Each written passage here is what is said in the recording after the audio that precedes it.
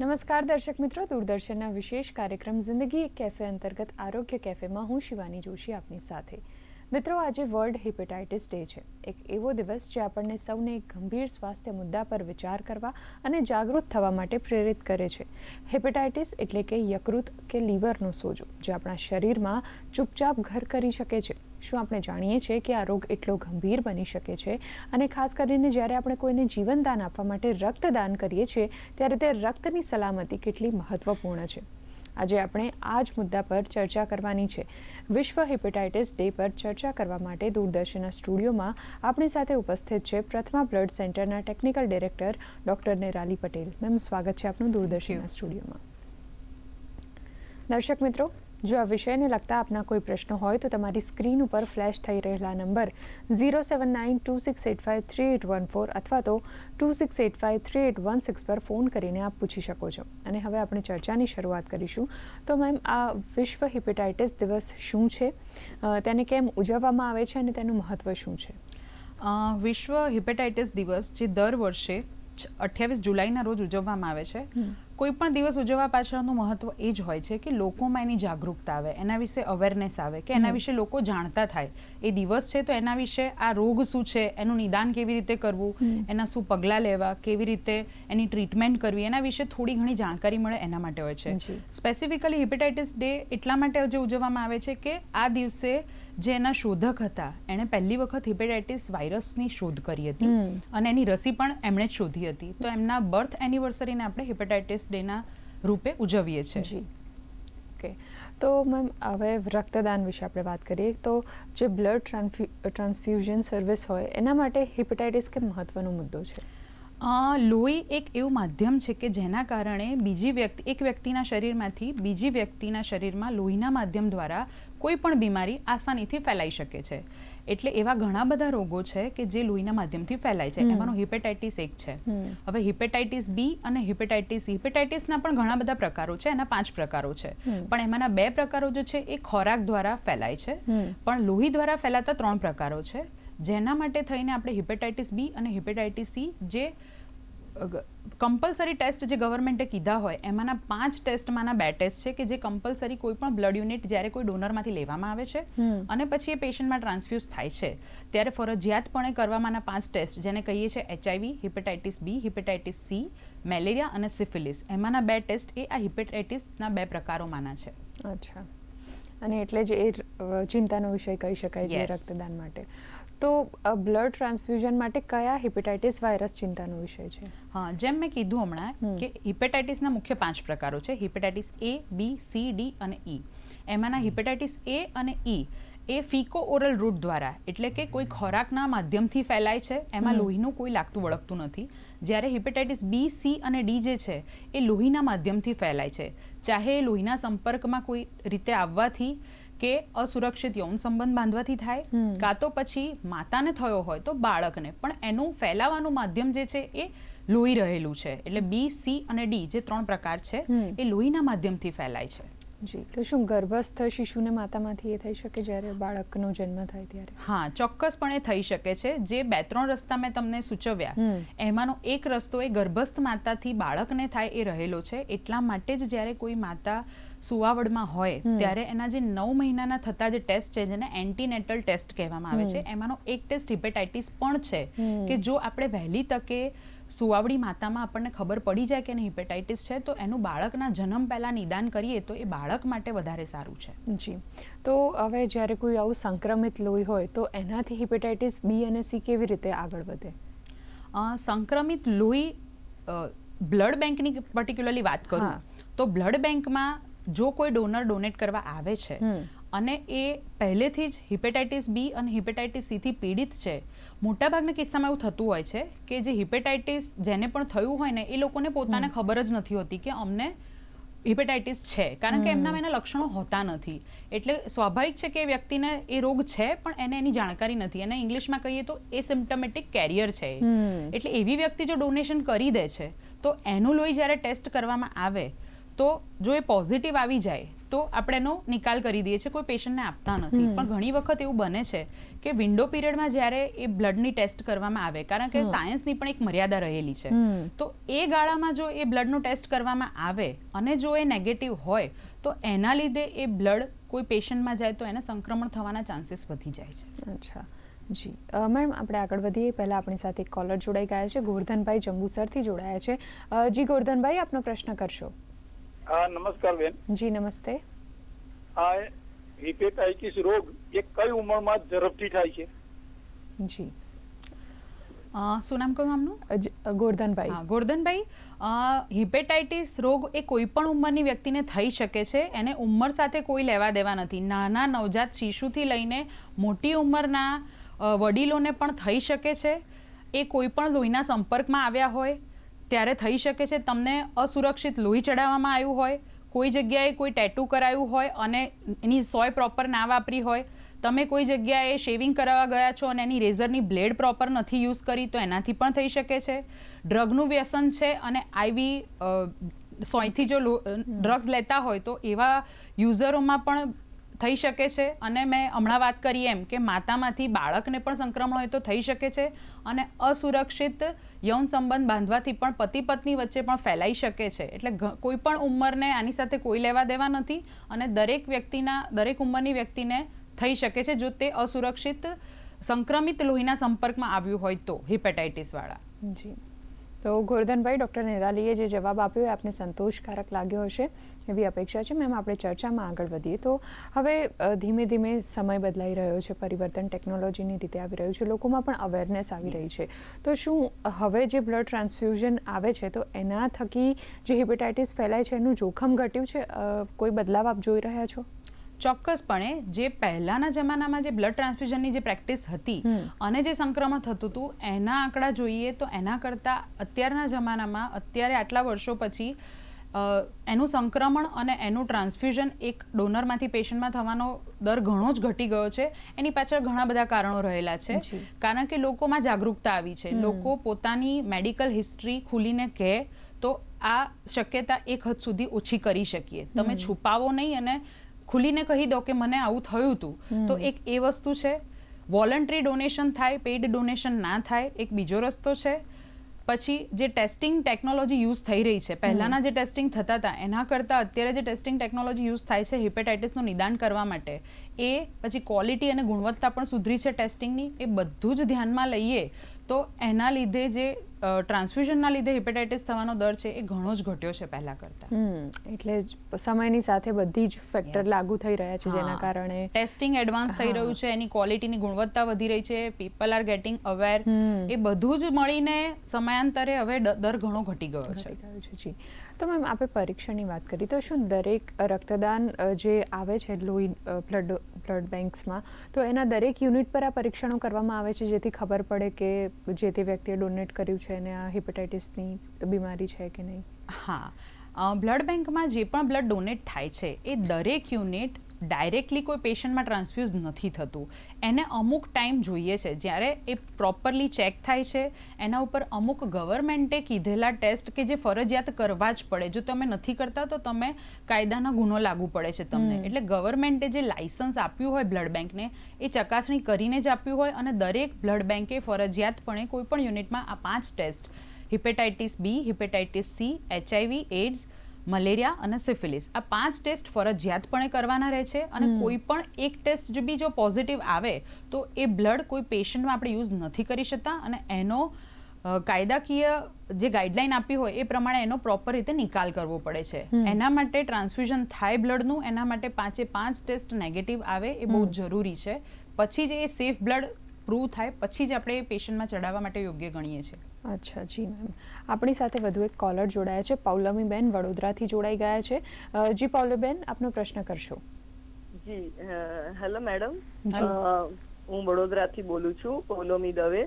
મારો ક્વેશ્ચન છે કે મારા હસબન્ડને વર્ષો પહેલા 2005માં આઈ થિંક હેપેટાઇટિસ બી થયેલો, તો એ ફરી થઈ શકે કે નહીં? અને પ્લસ હમણાં એમને અત્યારે લીવર સિરોસિસથી એ પીડાઈ રહેલા છે, તો એ લીવર સિરોસિસને અને હેપેટાઇટિસ બી ને અથવા કમળાને શું રિલેશન છે? આ બંને ક્વેશ્ચન મારા છે, તો પ્લીઝ મને એનો આન્સર આપો.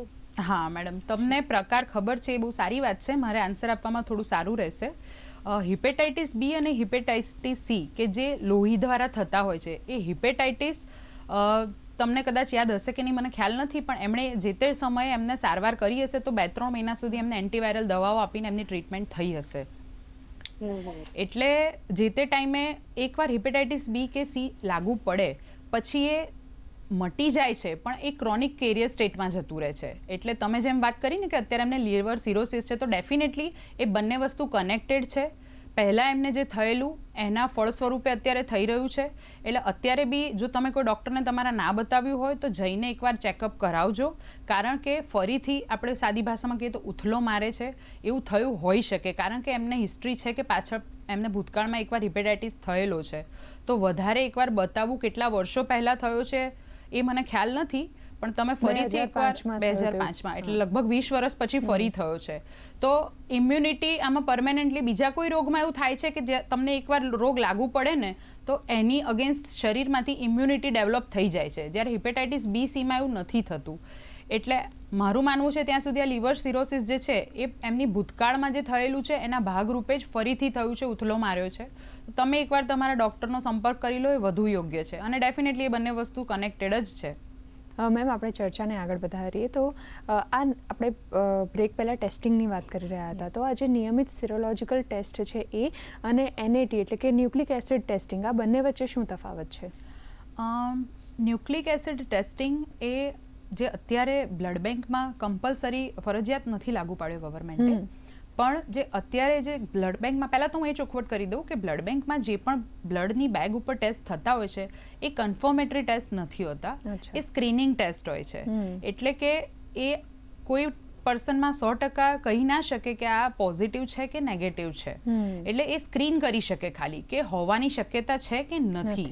કન્ફર્મેટરી ટેસ્ટ જે છે એ નથી હોતા. એટલે મોટાભાગની બ્લડ બેંકમાં રેપિડ ટેસ્ટિંગ થતા હોય છે, એલાઇઝા ટેસ્ટિંગ થતા હોય છે અને કેમિલ્યુમિનેસન્સ થતા હોય છે. અને એમાંથી કોઈ પણ ટેસ્ટ કરો તો એ વેલિડ છે. હવે નેટ ટેસ્ટિંગ જે છે, એલાઇઝા અને કેમીની વાત કરું કે જે બ્લડ બેંકમાં અત્યારે યુઝ થાય છે અને કમ્પલસરી છે, તો એ ટેસ્ટ જે છે એ તમારા શરીરમાં રહેલી રિસ્પોન્સને ટેસ્ટ કરે છે. એટલે એ ટેસ્ટમાં પેશન્ટને ઇનફેક્ટ ડોનરને ઇન્ફેક્શન લાગ્યા પછી એ પોઝિટિવ આવે એ વચ્ચે અમુક પીરિયડનો ગાળો રહેલો છે, જેને આપણે વિન્ડો પીરિયડ કહે છે. એટલે જ્યારથી ઇન્ફેક્શન લાગ્યું છે કોઈ પણ વ્યક્તિને ત્યારથી આપણા ટેસ્ટમાં ડિટેક્ટ થાય એની વચ્ચે અમુક દિવસોનું અંતર હોય છે. એવું ના થાય કે આજે ઇન્ફેક્શન થયું કે આજે કોઈ વાયરસ લાગી ગયો તો તરત જ બીજા દિવસે તમે લેબોરેટરીમાં ટેસ્ટ કરાવશો તો એ પોઝિટિવ આવશે. એને ટેસ્ટને પોઝિટિવ આવવા માટે અમુક સમયગાળો લાગતો હોય છે, આપણે એને વિન્ડો પીરિયડ કહીએ છીએ. હવે એલાઇઝા અને બીજા ટેસ્ટનું જે મેં મેન્શન કર્યું તો એ ટેસ્ટનો વિન્ડો પીરિયડ એ ઘણા દિવસોનો હોય છે. હું પર્ટિક્યુલર હિપેટાઇટિસ બી અને સીની વાત કરું તો હિપેટાઇટિસ બીમાં જોવા જઈએ તો એ સમયગાળો જે છે 38 થી 50-60 દિવસ જેવો હોય છે. એટલે માની લો કે આજે કોઈને ઇન્ફેક્શન થયું છે તો લગભગ 40-50 દિવસ સુધી જો ટેસ્ટ કરીશું તો એ નેગેટિવ જ આવશે. એટલે વિન્ડો પીરિયડમાં ટેસ્ટ કરવા માટે એ સૌથી વધારે ખતરનાક છે, કારણ કે માણસને સિમ્ટમ્સ ડેવલપ નથી થયા, એ પોઝિટિવ છે પણ ટેસ્ટમાં નેગેટિવ આવશે. હવે 50-60 દિવસ પછી એ વિન્ડો પીરિયડ પતશે એટલે પેશન્ટ, ડોનર કે માણસ જે બી છે એને તકલીફ થવાની ચાલુ થશે, સિમ્ટમ્સ દેખાવાના ચાલુ થશે, એટલે એનો ટેસ્ટ પછી પોઝિટિવ આવવા લાગશે. હવે એવી જ રીતે હિપેટાઇટિસ સી ની વાત કરીએ તો હિપેટાઇટિસ સી નો જે વિન્ડો પીરિયડ છે એ લગભગ 60 થી 70 દિવસનો છે. એટલે એ વિન્ડો પીરિયડ જ્યારે નેટ ટેસ્ટિંગની જે તમે વાત કરી, એ નેટ ટેસ્ટિંગ જે છે એની અંદર જે તે વાયરસના આપણે અંદરના ભાગનું નિદાન કરીએ છીએ. એટલે બોડીના રિસ્પોન્સથી પહેલા જ આપણે વાયરસને ડિટેક્ટ કરીએ છીએ. તો એનો મોટો ફાયદો એ છે કે એ જે વિન્ડો પીરિયડ છે એને નાનો કરી નાખે છે, એ સમયગાળો ઓછો કરી નાખે છે. હવે હિપેટાઇટિસ બી ની વાત કરું તો નેટ ટેસ્ટિંગમાં એ વિન્ડો પીરિયડ જે છે લગભગ 40 થી 50-60 દિવસથી ઘટીને 15 થી 25 દિવસ જેવો થઈ જાય છે. એટલે કે તમે વહેલું નિદાન કરી શકો છો. સેમ કહું તો હિપેટાઇટિસ સીમાં પણ એવું જ છે, જે 60-70 દિવસનો સમયગાળો છે વિન્ડો પીરિયડ, એ ઘટીને 1 વીક જેવો થઈ જાય છે. એટલે જે રોગ તમે સાદી ગુજરાતી ભાષામાં કહું તો જે રોગ તમે લાગુ પડ્યાના 60-70 દિવસ પછી નિદાન કરી શકતા હતા એ તમે નેટ ટેસ્ટિંગ દ્વારા 1 વીકની અંદર નિદાન કરી શકો છો. એટલે તમે વિન્ડો પીરિયડને નાબૂદ કરીને જલ્દીથી જાણી શકો છો. સો વધારે સારી ટેકનોલોજી છે. એટલે આ અંતર છે બે વચ્ચે. એટલે તો આ વિન્ડો પીરિયડ ખૂબ મહત્વનો છે એમ કહી શકાય ને આખા ટેસ્ટિંગની આખી પ્રક્રિયા માટે. જી, તો મેમ આ જે NAT ટેસ્ટિંગ છે એ કદાચ પહેલાં કરતાં વધારે સારું છે એવું કહી શકાય, તો શું આ રક્તની સલામતીમાં સુધારો કરે કે એવું લાગે? હા, હવે અમુક વસ્તુ કેવું છે કે પ્રેક્ટિકલી જો હું વાત કરું ને તો ટેકનોલોજી વાઇઝ જો પ્યોરલી વાત કરું ને તો ડેફિનેટલી મેં જે મેન્શન કર્યું એ ટેસ્ટિંગ કરતાં નેટ ઇઝ મોર બેટર, વધારે સારું, વધારે સુરક્ષિત છે. પણ India is still a developing country. આપણા દેશમાં હજી પણ આપણે થોડું અર્થવ્યવસ્થા પર પણ ધ્યાન આપવું પડે. તો એ ને ધ્યાનમાં રાખીને જો આપણે નેટ ટેસ્ટિંગ એ મોંઘું પણ એટલું જ છે. એટલે આપણે કોઈ એક લોહીની બેગની ચકાસણી માટે જો નેટ ટેસ્ટિંગ કરવા જઈએ તો એ ઘણું મોંઘું પડે, અફોર્ડેબલ પણ નથી. એટલે એનાથી વધારે પણ કોઈ પણ વ્યક્તિનું સ્વાસ્થ્ય એ પૈસાના મૂલ્યથી આંકી ના શકીએ આપણે. જિંદગી એનાથી વધારે અમૂલ્ય છે. પણ એના માટે એક ઓલ્ટરનેટિવ રસ્તો એ છે કે જો આપણે વોલન્ટરી બ્લડ ડોનેશનને વધારે વજન આપીએ તો આ નેટ ટેસ્ટિંગની જરૂર જ ના પડી શકે. કારણ કે જેટલું વોલન્ટરી ડોનેશન થશે, જેટલા લોકો રિપીટેડલી ડોનેટ કરશે તો સેફ બ્લડ મળતું થઈ જશે. એટલે net testing definitely it is more better than અત્યારના જે ટેસ્ટ યુઝ થાય છે એના કરતાં. પણ બ્લડ બેંકની સ્પેસિફિકલી વાત કરું પેશન્ટ માટે તો હા આપણે યુઝ કરી જ શકીએ છીએ નેટ ટેસ્ટિંગ. પણ હું ડોનરની વાત કરું તો ડોનર માટે આપણે વધારે જેટલું વોલન્ટરી બ્લડ ડોનેશન કરીએ. તમે મેડિકલ એક્ઝામિનેશનમાં તમારી કોઈ હિસ્ટ્રી છુપાવો નહીં. તમને ભૂતકાળમાં જોન્ડિસ થયો છે કે એવા કોઈ રોગ થયા છે તો તમે એની હિસ્ટ્રી છુપાવો નહીં. તો એ આ ટેસ્ટ કરતાં ઇન્ડિયા જેવા ડેવલપિંગ કન્ટ્રી માટે વધારે યોગ્ય છે. જી મેમ, આપણે વચ્ચે એક સ્ક્રીનિંગની વાત કરી હતી, તો શું સ્ક્રીનિંગ ટેસ્ટ સંપૂર્ણ નિશ્ચિતતા સાથે દરેક ચેપને શોધી શકે છે? હા, હવે સ્ક્રીનિંગ ટેસ્ટ એ શબ્દની સ્પેસિફિક હું વાત કરું ને તો કોઈ પણ સ્ક્રીનિંગ ટેસ્ટ જે હોય છે ને એ મેં કીધું એમ કન્ફર્મેટરી નથી હોતા. હવે સ્ક્રીનિંગ ટેસ્ટ જે છે ને હાઈલી સેન્સિટિવ હોય છે. એટલે એ કોઈ પણ ટેસ્ટને નેગેટિવ આપી નહીં દે, એ પોઝિટિવ આપશે. કારણ કે જો ટેસ્ટ પોઝિટિવ આવ્યો તો એટલીસ્ટ એક બેગ વેસ્ટ કરવી પોસાય આપણને, પણ કોઈનામાં ખોટું ટ્રાન્સફ્યુઝન થઈ જાય એ કોઈ કિંમતે પોસાય નહીં. એટલે કોઈ પણ ટેસ્ટ હોય, બ્લડ બેંકમાં નહીં, કોઈ પણ બીજા ટેસ્ટની વાત કરું તો સ્ક્રીનિંગ ટેસ્ટ કોઈ પણ હોય એ હાઈલી સેન્સિટિવ હોય, હાઈલી સ્પેસિફિક નથી હોતા. એટલે આપણે ફોલ્સ પોઝિટિવ ટેસ્ટિંગ અવોઇડ કરી શકીએ. એટલે જે સ્ક્રીનિંગ ટેસ્ટમાં જે પોઝિટિવ આવે ને એનું પછી આપણે રિપીટ ટેસ્ટિંગ કરવું પડે છે અને પછી કન્ફર્મેટરી ટેસ્ટ કર્યા પછી આપણે જે તે ડોનરનું કાઉન્સેલિંગ કરીએ છીએ કે જેથી આપણે એમને સમજાવી શકીએ. એટલે કોઈ પણ બ્લડ બેંકમાં એવી પ્રેક્ટિસ નથી હોતી કે તમારું પોઝિટિવ આવ્યું આપણે બેગ ડિસ્કાર્ડ કરી દીધી અને ડોનરને જાણ જ નથી કરી. કારણ કે ઓબ્વિયસલી મોટાભાગના કિસ્સામાં એવું જ હોય છે કે ડોનરને ખબર નથી કે પોતે પીડિત છે એટલે જે ડોનેટ કરી ગયો છે. એટલે કોઈ પણ બ્લડ બેંક માટે આ ઇન્ફોર્મ કરવું ને ઇટ્સ વેરી ચેલેન્જિંગ કે એમને જાણ કરવી. અને એ પણ એટલી જ જરૂરી છે કે એમની સાથે સપોર્ટ રહીને એમને રેફરન્સ કરવો, કોઈ ડૉક્ટરને બતાવવા જવું અને કન્ફર્મ એમને. એમાં ઘણા બધા કિસ્સામાં તો એવું થતું જ હોય છે કે આ સ્ક્રીનિંગ ટેસ્ટ છે એ કન્ફર્મેટરી ટેસ્ટમાં નેગેટિવ પણ આવતો હોય છે. જેમ મેં કીધું એમ કે આ સેન્સિટિવ વધારે છે એટલે થોડું પણ બોર્ડરલાઇન વેલ્યુ વધારે આવે તો એ ટેસ્ટ પોઝિટિવ આપી દેશે. કારણ કે પેશન્ટની સેફટી માટે. કારણ કે આપણે એક યુનિટ મેં કીધું એમ ડિસ્કાર્ડ કરવું પોસાય પણ કોઈના શરીરમાં જાય અને એને રોગ લાગુ પડે એ ક્યારેય પોસાય નહીં. તો મેમ શું ડોનરને ક્યારે કોઈ આવા સિમ્પટમ દેખાતા જ નથી જે રક્તદાન કરીને પછી જે આપણને એમાંથી ખબર પડે છે કે આને હિપેટાઇટિસ છે કે નહીં? એમ હા, ક્યારેય નથી દેખાતા એવું નથી હોતું. મેં જેમ કીધું ને એમ કે જે 40-50 દિવસનો વિન્ડો પીરિયડ હોય છે ને ત્યારે એ સિમ્પટોમેટિક કેરિયર હોય છે. કારણ કે એમના શરીરમાં રોગ છે, એ વાયરસ છે, પણ એ વાયરસ હજી સિમ્પટમ્સ ડેવલપ નથી થયા એટલા માટે એમને ખ્યાલ નહીં આવે. હવે એક ઉદાહરણ લઈ લો કે સપોઝ કોઈએ ટેટુ કરાયું છે, એની નીડલ દ્વારા એને એ વાયરસનો શેપ લાગ્યો છે. હવે એ અઠવાડિયાની અંદર બ્લડ ડોનેટ કરવા આવે છે તો એને કોઈ જ તકલીફ નહીં હોય, પણ એ વાયરસ એના શરીરમાં જતો રહ્યો છે. પણ એ વાયરસે હજી એનું એટલા બધી સંખ્યામાં વધારો નથી કર્યો કે સિમ્પટમ્સ ડેવલપ નથી કર્યા એટલે પેશન્ટને કોઈ તકલીફ નહીં થાય. અને એવા ટાઈમમાં જો એ ડોનેટ આવશે અને એનું ટેસ્ટિંગ થશે તો આપણા દ્વારા જ એને કદાચ ખબર પડશે કે મને આ રોગ લાગુ પડેલો છે. ઓકે, તો મેમ હવે જે લોકોને હિપેટાઇટિસ થયો હોય તેઓ શું રક્તદાન કરી શકે? મેં શરૂઆતમાં કીધું એમ કે હિપેટાઇટિસના 5 પ્રકાર છે. એમાં ઘણા બધા કિસ્સામાં એવું થતું હોય છે કે જ્યારે ડોનર આવે ને, જેમ આપણે હમણાં ફોનમાં સાંભળ્યું કે એ બહેનને ખબર હતી કે એમના હસબન્ડને હિપેટાઇટિસ બી થયેલો છે, પણ ઘણા બધાને એવું નથી પણ ખબર હોતી કે એમને એટલું ખબર હોય કે હિપેટાઇટિસ થયો છે.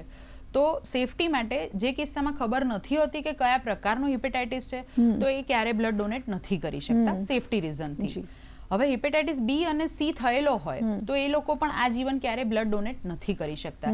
જેમ આપણે વાત કરીએ એમ કે ફરી ઉથલો મારે કે એમના શરીરની અંદર એકદમ ઓછી માત્રામાં વાયરસ રહેલો હોય છે કે જેથી એ ઇન્ફેક્ટ ના કરી શકે બીજાને, પણ રહેલો તો હોય છે. એટલા માટે આપણે એને ડોનેશન કરવા નથી દેતા અને એ લોકો પરમેનન્ટલી ડેફરલ કેટેગરીમાં આવે છે. પણ હિપેટાઇટિસ એ અને ઈ કે જે ખોરાક દ્વારા ફીકો ઓરલ રૂટથી સ્પ્રેડ થાય છે, તો એમાં માત્ર 1 વર્ષ સુધી લોકો મટી ગયા પછી ડોનેટ નથી કરી શકતા, પછી તે લોકો ડોનેટ કરી શકે છે કારણ કે એ લોહી દ્વારા નથી ફેલાતો. એટલા માટે. જી, તો મેમ હવે આ રક્તદાનની વાત કરીએ તો રક્તદાન કરતા પહેલા દાતાઓએ કેવી કાળજી લેવી જોઈએ? આ તો એક હિપેટાઇટિસની વાત થઈ, પણ એના સિવાય કેવી કાળજી લેવી જોઈએ કે જેના લીધે રક્તદાન ન કરી શકે રક્તદાતા, યા તો કરતા પહેલા ધ્યાન રાખવું જોઈએ? હા, હવે કોણ ડોનેટ નથી કરી શકતું એનું તો બહુ મોટું લિસ્ટ છે, એટલે એ ચર્ચા નહીં કરું.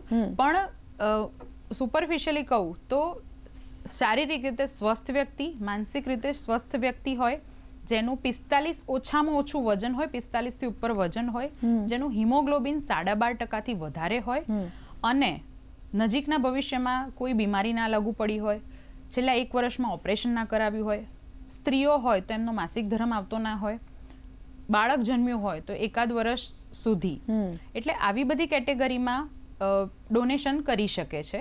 અને જે રેગ્યુલર ડોનર છે એમને પોતાનું હિમોગ્લોબિન સારું જાળવી રાખે, પ્રોપર પાણી પીવે, હાઇડ્રેશન જાળવે અને હળવો નાસ્તો કરેલો હોય ડોનેશન પહેલા, તો એવા લોકો ડોનેશન કરી શકે છે. પૂરતી ઊંઘ લીધી હોય, બસ. અચ્છા, તો ખૂબ નાની અને સરળ વસ્તુઓ છે રક્તદાતાઓએ ધ્યાનમાં રાખવા જેવી. તો હવે રક્તદાન વિશેના હજુ પણ કેટલાક ભ્રમ હશે જે સમાજમાં છે, તો એ આપ આજે અમારા માધ્યમથી તોડવા માંગો દર્શકોના? તો રક્તદાનને લઈને ઘણી બધી માન્યતાઓ લોકો વાઇઝ અલગ અલગ હોય છે. હવે જે કોમન છે વાત કરું તો ઘણા બધાને એવું હોય છે કે હું લોહી ડોનેટ કરીશ ને તો મારામાં નબળાઈ આવી જશે. એમની સિમ્પલ માન્યતા એ હોય છે કે હું આટલું બધું બ્લડ આપી દઉં છું તો મારા શરીરમાં નબળાઈ આવી જશે. તો એની વાત કરું તો એ ખોટું છે તદ્દન, કારણ કે આપણા શરીરમાં લોહીની અંદર વાત કરું ને તો રક્તકણો, ત્રાકકણો અને પ્લાઝમા 3 વસ્તુ હોય છે. તો ત્રાકકણો એટલે કે પ્લેટલેટ્સની વાત કરું તો એ લાખોની સંખ્યામાં હોય છે. પ્લાઝમા તો કલાકોની અંદર જ નવું બનવાનું ચાલુ થઈ જાય છે ડોનેશન કરો પછી. અને રક્તકણોની વાત કરું તો એની લાઈફ સ્પાન જે છે શરીરમાં 120 દિવસ જ હોય છે. એટલે તમે ડોનેશન કરશો કે નહીં કરો એ શરીરમાં નવા બનતા જ રહે છે બોન મેરોમાંથી અને ડિસ્ટ્રોય થયા જ કરે છે 120 દિવસની લાઈફ પતે એટલે. તો તમે ડોનેશન કરશો કે નહીં કરો, એમની સાયકલ તો જે ભગવાને બનાવી છે એ ચાલ્યા જ કરશે નિરંતર. એટલે તમે ડોનેશન કરશો તો કોકના ફાયદા માટે છે અને તમારું પણ સ્વાસ્થ્ય સારું રહેશે, કારણ કે તમારા બ્લડના સ્ક્રીનિંગ ટેસ્ટ રેગ્યુલર થતા રહેશે, તમારું હિમોગ્લોબિન ચેક થશે, મેડિકલ એક્ઝામિનેશન થશે, બીપી પ્રેશર મપાતું રહેશે, એટલે તમે પણ સ્વસ્થ રહેશો. બીજી માન્યતાની વાત કરું તો ઘણા બધાને એવું હોય છે કે હું ડોનેટ કરું છું રેગ્યુલરલી તો મારું શરીર ફૂલતું જાય છે. આ માન્યતા પણ તદ્દન ખોટી છે, એનો કોઈ સાયન્ટિફિક બેઝ નથી. અને એવા ઘણા બધા ડોનર હોય છે કે જે શરીર વધે કે એવું કશું નથી હોતું. એટલે ડોનેશન કરવું હોય તો મગજમાં કોઈ નેગેટિવિટી ના રાખો અને પ્લીઝ બ્લડ ડોનેટ કરો. જી મેમ, હવે આપણે કાર્યક્રમના અંત તરફ જઈ રહ્યા છે, તો આજના આ દિવસ પર આપ દર્શકોને શું સંદેશ આપવા માંગશો? ખાસ કરીને આજના દિવસ માટે, આજે હિપેટાઇટિસ દિવસ છે, તો એટલું કહીશ કે ખાસ કરીને જેટલા લોકો લોહી સાથે જોડાયેલા છે, જે હેલ્થકેર વર્કર્સ છે, લેબોરેટરીમાં કામ કરે છે, બ્લડ બેંકમાં કામ કરે છે, તો એ બધા જ લોકોએ વેક્સિન અચૂક લેવી જોઈએ. કે જે લોકો વધારે પ્રોન છે, હાઈ રિસ્ક કેટેગરીમાં આવે છે, ડોક્ટરથી લઈને નર્સથી લઈને paramedical staff, laboratory staff, blood bank staff, તો એ બધાએ હિપેટાઇટિસ બીની વેક્સિનેશન લેવી જોઈએ કે જેથી કરીને એમને કામ કરતા કરતા કદાચ કોઈ નીડલ સ્ટિક ઇન્જરી કે કંઈ થાય તો એમને પોતાને એ લોકો સુરક્ષિત રહી શકે. બધી જ માતાઓ પ્રેગ્નન્સીમાં હોય તો એમણે ચાહે ગામડામાં રહેતા હોય કે ક્યાંય પણ રહેતા હોય તો તમે તમારે પ્રેગ્નન્સી દરમિયાન અમુક ટેસ્ટ કરાવવા જોઈએ, જેમાંનો હિપેટાઇટિસ 1 છે, કે જેથી બાળકને તમે બચાવી શકો. અને મેં કીધું એમ સુરક્ષિત યૌન સંબંધ બાંધવો જોઈએ. અને એ સિવાય કોઈ પણ જગ્યાએ તમે ટેટુ કરાવવા જાઓ છો, શેવિંગ શોપ પર જાઓ છો, રેઝરને એવું યુઝ કરો છો, કોઈ પણ એવી વસ્તુ કે જ્યાં તમને લોહીનો સંપર્ક થવાની શક્યતા રહેલી છે, તો એ વસ્તુથી દૂર થવું જોઈએ. અને જો થાય તો આ ટ્રીટેબલ છે, એનું ડાયગ્નોસિસ ને નિદાન ને બધું ચોક્કસપણે કરવું જોઈએ અને તાત્કાલિક ધોરણે ડૉક્ટરનો સંપર્ક કરવો જોઈએ અને સુરક્ષિત રહેવું જોઈએ અને રેગ્યુલર બ્લડ ડોનેટ કરવું જોઈએ. જી, ડૉક્ટર નિરાલી પટેલ, આપ દૂરદર્શનના સ્ટુડિયોમાં આવ્યા અને હિપેટાઇટિસ વિશે આટલી સરસ માહિતી અમારા દર્શક મિત્રોને આપી તે બદલ આપનો ખૂબ ખૂબ આભાર. Thank you. તો દર્શક મિત્રો, હિપેટાઇટિસ જેવી બીમારીઓ સામે લડવા માટે સમયસર રસીકરણ, સુરક્ષિત રક્તદાન અને આપણી સાવચેતી ખૂબ જ જરૂરી છે. એક સ્વસ્થ સમાજની રચના માટે આપણે સૌએ સાથે મળીને કામ કરવું પડશે. ફરી મળીશું નવા વિષય અને નવા મહેમાન સાથે. ત્યાં સુધી રજા આપશો. નમસ્કાર.